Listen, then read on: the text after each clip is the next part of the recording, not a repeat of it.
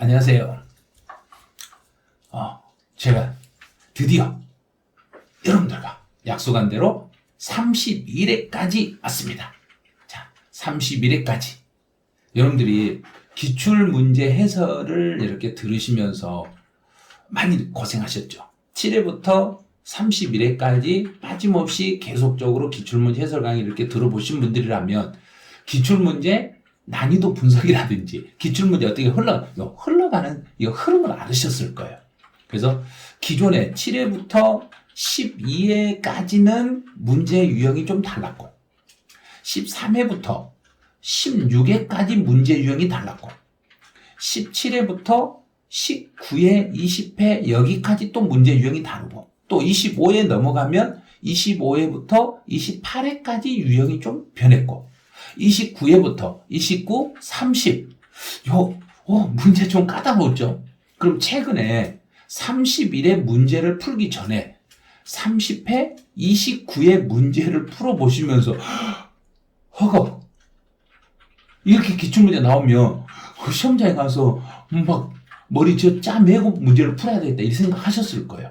그런데 31회 기출문제가 어땠는지를 또 보셔야 돼요. 왜냐하면 우리 시험에 32회 시험 바로 직전에 보는 시험이 31회이기 때문에 그 전년도의 시험 문제를 어떤 형태로 출제했는가를 알아보시면 32회 시험에서 어느 정도의 문제가 나올지 예측을 하실 수 있을 거예요. 그래서 그 예측을 지금부터 해보죠. 그래서 31회 기출문제 지금 해설 들어가니까 여러분들도 같이 한번 따라서 차근차근 정리를 해보시기 바라네요. 자, 그러면 31회 기출문제 해설 강의를 시작하죠. 자, 25번부터 보세요. 영어 정리, 영어 정리 문제가 1번에 났네요. 그럼 좀 쉽겠죠? 보통 징수란, 그럼 우리가 보통 징수란 그러면 봐요. 뒤에 얼른 따라서 땅에 보통 징수란 그러면 세무 공무원이 그런데 편의상, 틀렸네. 편의상이라는 말이 나오면 특별징수가 되겠죠. 보통징수는 세무 공무원이 세금을 계산해서 이렇게 나와야 돼요. 그래서 틀린 거 1번이 바로 틀렸네. 또 취득세에서 사용하는 용어 중에서 부동산이라는 것은 토지와 건축물을 말하겠습니다. 세무 공무원이란 지방자치단체장 또는 지방세 부가징수에 관한 사무를 이임받은 공무원을 말합니다. 또 납세자란, 이제 납세자란 그랬네요. 그럼 납세자는 내 것이든 남의 것이든 모든 세금을 정부에게 납부할 책임이 있는 자를 납세자라고 그래요. 그래서 여기는 특별징수 의무자를 포함합니다. 남의 세금을 받아가지고 정부에게 전달하는 특별징수 의무자를 포함합니다. 징수금이란 지방세, 체납처분비 여기에다가 가산금을 넣어도 돼요. 가산금. 그래서 지방세, 가산금, 체납처분비 이 모든 것을 합하여 징수금이라고 합니다. 그래서 정답은 1번 이렇게. 이렇게만 나오면 풀 수 있겠죠. 자, 26번. 취득세에 대한 설명으로 옳은 걸 찾아라. 우리나라 국가나 외국 정부가 취득한 것은 원칙은 취득세를 부과하지 않습니다. 원칙은 비과세 대상입니다. 단 외국 정부는 우리 정부가 외국에 가서 물건을 취득하는데 우리에게 세금을 부과하면 우리도 똑같이 그 정부에게는 세금을 부과하기 때문에 상호주의 논리를 택하시면 돼요. 자, 두 번째요.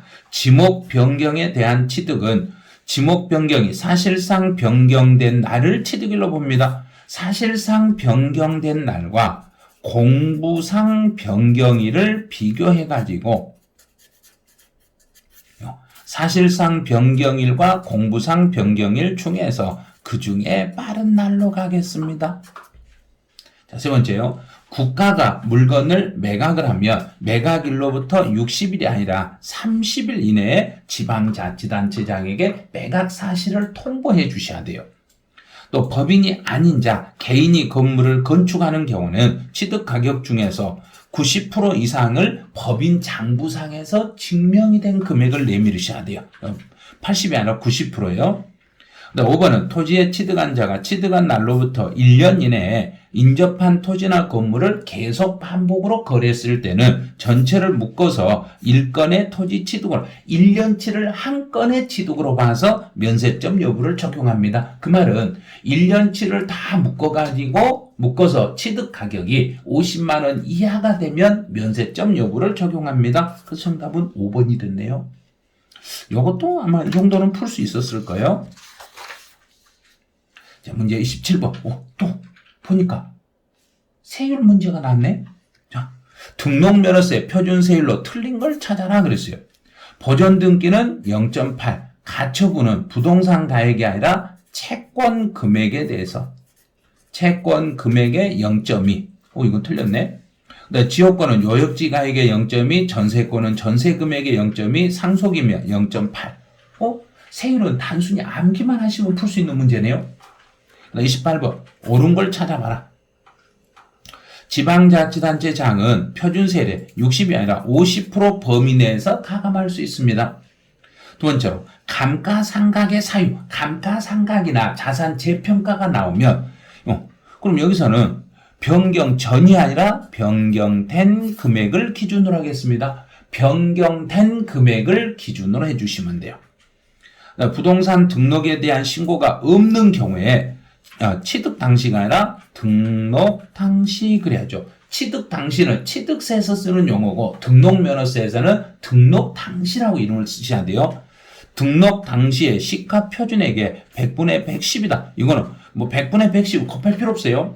내가 등록면허세에서는 신고를 하지 않았을 때는 등록 당시의 시가 표준액을 과세 표준으로 그냥 하는 거예요.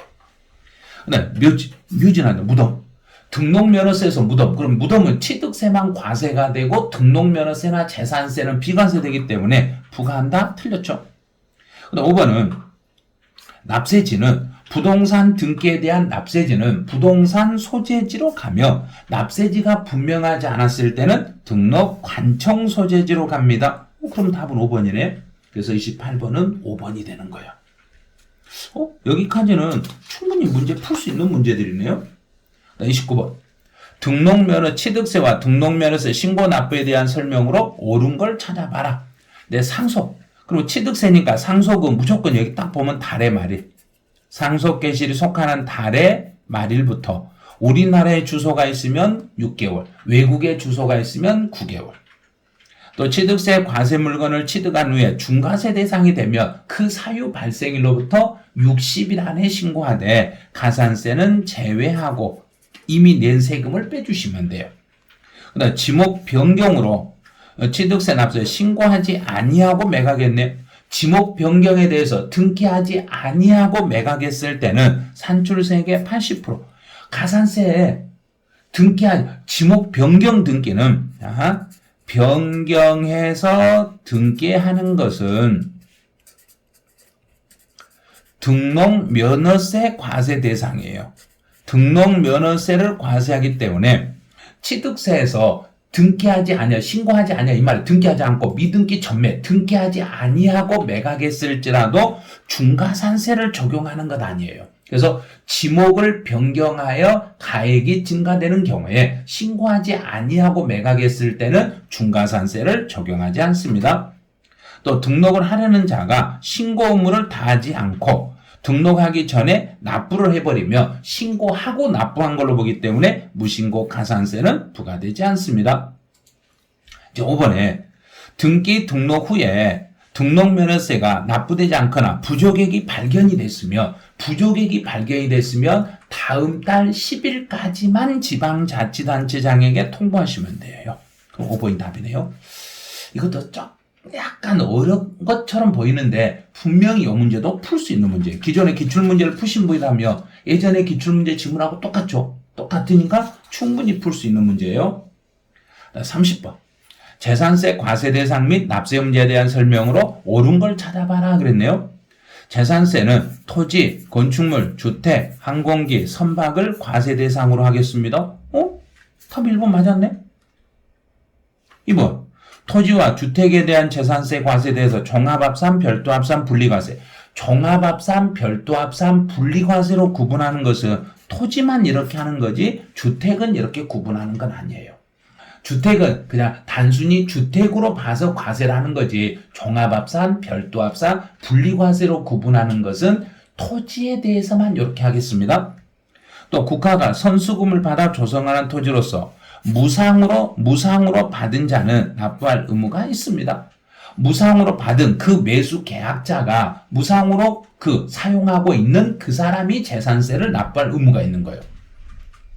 주택의 부수 토지의 경계가 명백하지 않았을 때는 바닥에 10배를 부속된 토지로 보고 재산세 과세 대상인 건축물의 범위에 주택은 포함하지 않습니다.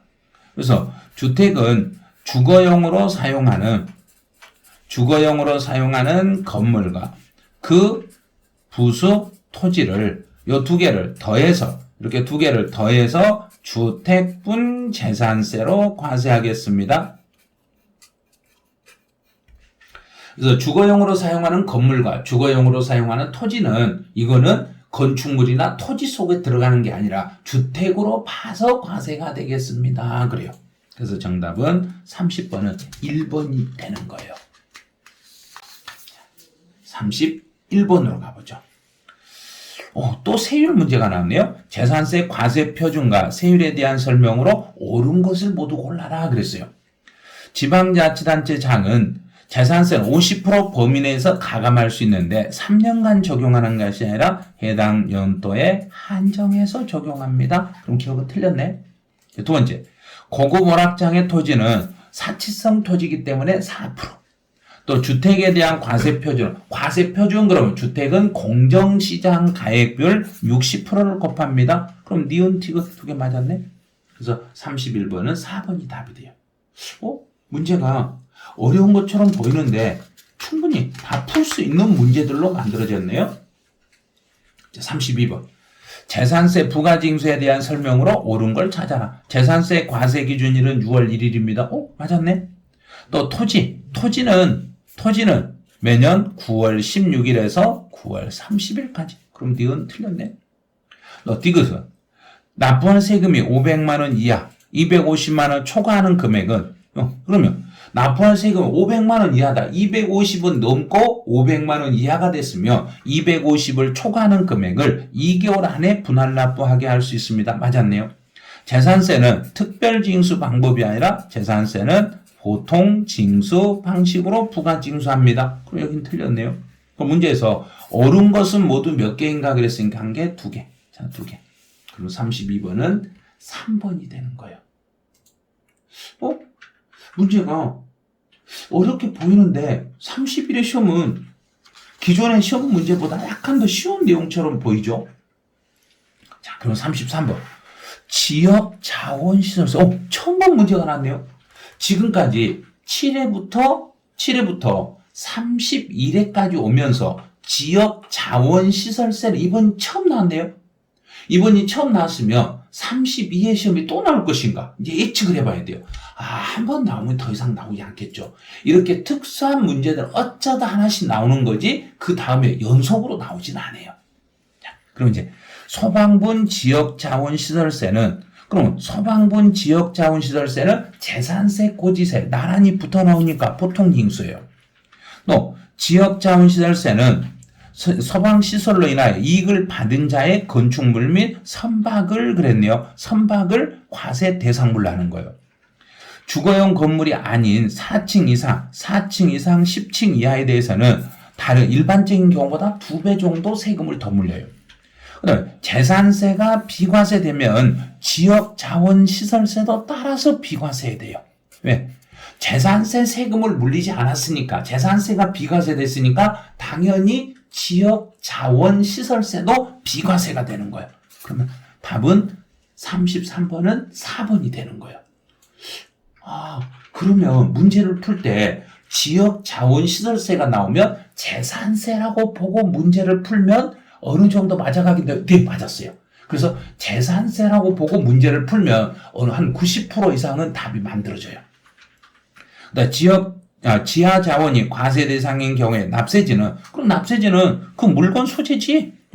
물건 소재지가 돼요. 왜? 지방세니까. 지방세들은 전부 그 물건이 있는 장소를 납세지를 기청하시면 돼요.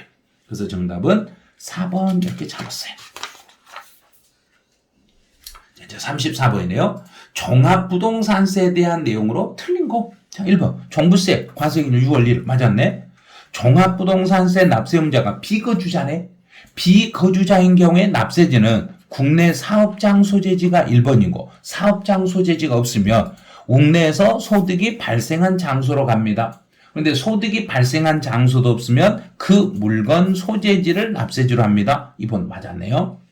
3번은 종합합산 대상의 토지는 공시가격이 5억 원을 초과하며 종합합산은 5억 초과, 별도합산은 80억 초과가 돼요.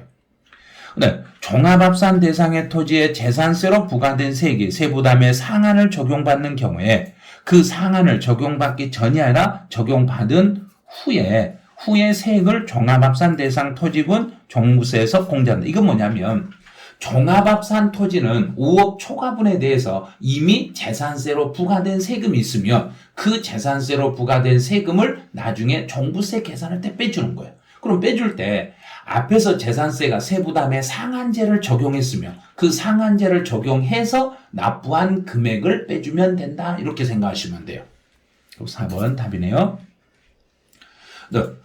세무서장이 12월 1일부터 12월 15일까지 종부세 세금 납고지서를 보낼 때는 납부 개시 5일 전에 고지서를 보내시면 돼요. 5일 전까지. 됐죠? 그러면 문제가 그렇게 어려운 문제는 아니었네요. 이 문제도.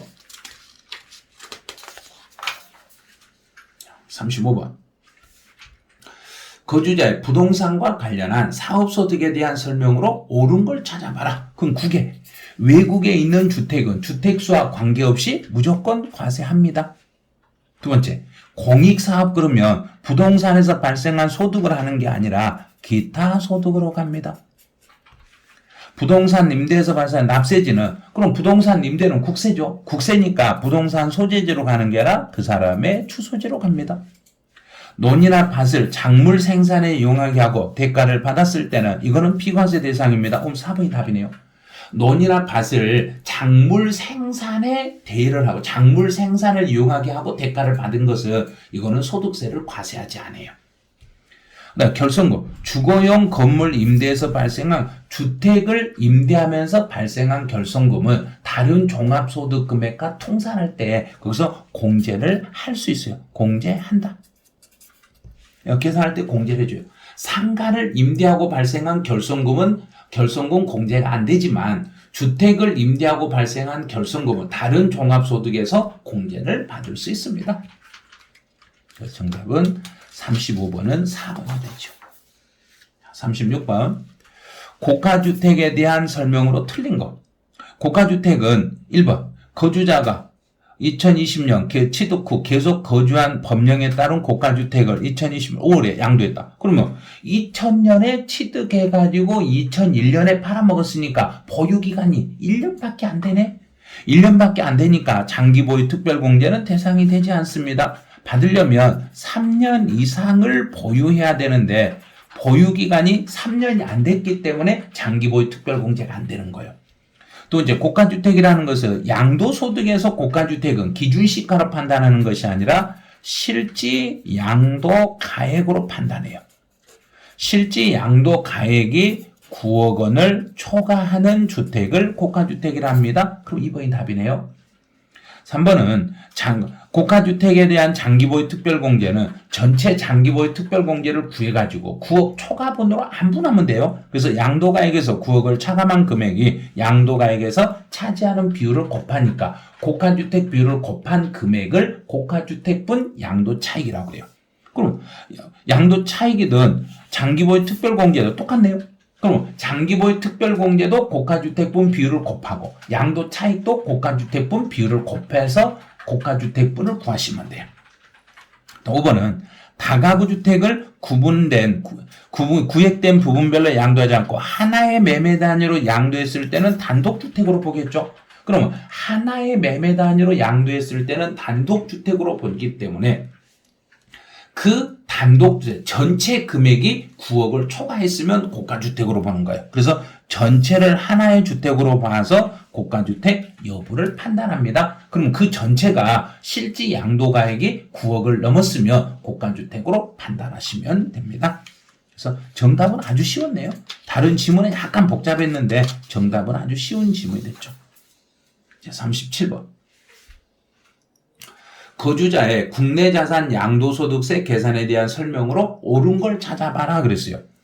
부동산에 관한 권리에서 양도 차손이 발생하며 토지에서 양도소득금이 있으면 공제할 수 있다. 같은 종류니까. 부동산을 취득할 수 있는 권리와 토지는 같은 종류의 소득금액, 부동산 등의 소득금액이 있기 때문에 서로 간에는 통산이 가능합니다.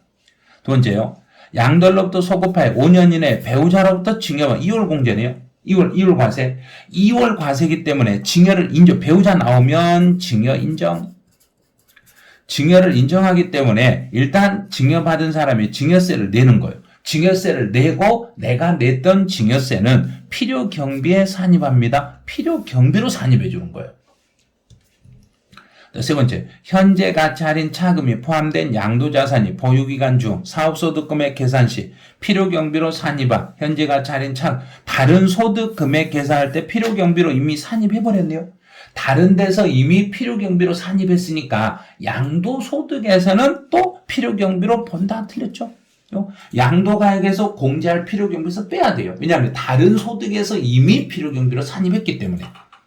3번은 특수관계인에게 증여한 후에 증여자인 거주자에게 양도소득세가 과세되는 경우, 그럼 이 말은 부정한 행위가 있어서 증여를 부인당했다는 이야기예요. 증여를 부인당했으니까 증여세 상당액은 필요 경비로 산입하는 것이 아니라 환급 처리하겠습니다.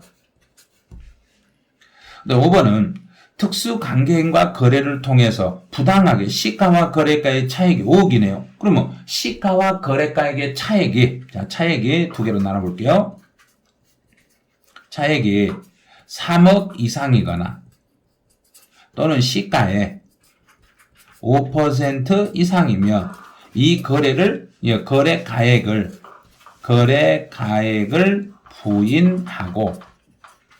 부인하고 시가를 양도 가액으로 하겠습니다. 그래서 이 경우는 토지의 시가에 미달하게 양도함으로써 조세 부당이 감소시키고, 그러면 저가로 양도했을 때 인정되는 것은 양도가액은 시가에 의하여 계산합니다. 왜냐하면 거래가를 부인해버리고 시가로 다시 재계산하겠습니다. 그럼 정답은 37번, 5번이 되는 거죠. 이거는 전체적인 종합 문제라 37번 문제 풀 때 난이도 약간 있던 문제예요. 난이도가 약간 있었다고 이렇게 보셔야 돼요. 이런 것들은. 38번으로 가보죠. 38번은 국내 토지 양도소득세 과세표준 및 신고 납부에 대한 설명으로 틀린 걸 찾아라. 부담부 증여 남의 양도일이 속하는 달의 말일부터 3개월 안에 예정신고해야 되고, 예정신고를 하지 않는 경우 예정신고 산출세액에서 감면세액을 빼고 수시부가세액이 있으며 수시로 부과한 세액이 있으며 이를 공제하지 아니한 세액을 납부하는 게 아니라 공제한 세액을 납부하는 거예요. 왜냐하면 예정신고 납부세액도 빼주지만 수시부가세액도 있으며 그 수시부가세액도 공제한 금액을 납부하시면 돼요. 그럼 틀린 걸 찾아라 그랬으니까 2번 틀렸네요. 예정신고 때도 2천만 원 초과하는 때는 50% 이하의 금액을 분할할 수 있어요. 그래서 2천만 원이 안 됐을 때는 1,000만 원 초과액을 분할 납부할 수 있고, 2천만 원이 넘어버리면 그 세금의 50% 이하의 금액을 분할할 수 있습니다. 4번은 예정신고를 2회 이상 한 자가 이미 신고한 소득금 합산하여 신고하지 않았네요. 그러면 이미 신고를 했지만 두 개 이상을 예정신고했지만 합산하여 신고하지 않았기 때문에 이미 신고한 것들이 예정신고 금액과 확정신고 금액이 차이가 생기는 거예요. 그냥 앞에서 합산해서 신고를 했더라면 확정신고하고 동일할 건데 예정신고 금액과 확정신고 금액이 차이가 있었으니까 이 경우는 확정신고를 반드시 하여야 하겠습니다. 또 양도 차익이 없거나 양도 차손이 발생한 경우에도 예정신고를 해야 됩니다. 그래서 정답은 2번이 되네요. 39번으로 가보죠. 국외자산 나왔네요. 국외자산을 양도했을 때 국외자산 양도에 대한 설명으로 틀린 거. 외국에 있는 부동산에 관한 권리는 뭐 부동산 임차권 같은 거 있죠. 부동산에 관한 권리는 미등기, 등기하지 않아도 대상이 되는 거예요. 왜냐하면 외국에 있는 자산은 외국은 등기를 안 하는 나라들이 많다 보니까 국외 자산인 경우에는 등기 여부를 따지지 않습니다. 두 번째요. 장기보유 특별공제는 공제하지 않고 세 번째로 실질 거래가액이 확인되더라도 외국 정부의 평가 가액을 틀렸네요. 여기는 안 돼요. 그래서 실질 거래가액이 확인이 되면 실거래가가 1번이에요. 실질 거래가액을 우선 적용하시고 실거래가 확인이 불가능하면 그 당시에 현황을 반영한 시가로 가겠습니다. 그래서 3번 틀렸네요. 근데 4번은 양도소득 기본공제는 외국에 있는 물건을 팔아도 기본공제 250은 받을 수 있어요. 또 5번 같은 경우는 외국에서 세금을 납부했으면 외국에서 냈으면 우리나라에서 세액공제와 필요경비 중에서 하나를 선택해서 적용할 수 있어요. 외국에서 납부한 세금은 우리나라의 세금을 또 내니까 이중과세가 되는 거예요. 그래서 이중과세를 방지하기 위해서 세액으로 공제하든지 필요 경비로 공제하든지 둘 중에 하나를 선택해서 적용할 수 있겠습니다. 이렇게. 그럼 정답은 3번이 됐네요. 이제 40번 문제로 가보죠. 이 40번 문제는 요거는 작년 이제 31회 시험 문제를 출제할 때는 요 문제는 오류가 됐어요. 문제 출제 오류가 돼가지고 모두 정답 처리가 됐던 건데 요 문제는 이제 살짝 지문을 바꿔가지고 다시 지문을 바꿔가지고 이제 문제를 다시 이게 만든 거예요. 다시 만든 것이라 한번 여러분들 문제 풀면서 잘 못 풀겠어 이런 문제 나오면 양도소득세 감면액을 구해봐라 그러면 그냥 무시해버려도 돼요. 이런 문제는 계산 문제 나와가지고 못 풀겠어 무시해줘도 돼요. 네, 감면 금액을 계산해봐라 그러면 전체 중에서 이걸 어떻게 풀지? 그럼 감면 산출세액이 나와요. 그럼 여기서 전체 양도소득 과세표준이 나와요. 과세표준이 나오는데 그 과세표준 중에서 양도소득 금액에서 기본 공제를 빼요. 기본 공제를 빼고 여기다가 감면율을 곱하면 돼요. 근데 기본 공제는 이제 감면 대상 소득 금액이 있는데 감면 이외의 소득 금액에서 먼저 빼주는 거예요. 그런데 양도소득 과세 표준이 2천만 원이고 그 중에 감면 대상 소득 금액이 750이 있으니까 감면 대상 양도소득 금액이 750이 있네? 그러면 감면 대상. 그럼 여기서 이제 양도소득 금액 중에서 여기 감면. 자, 감면 봐요.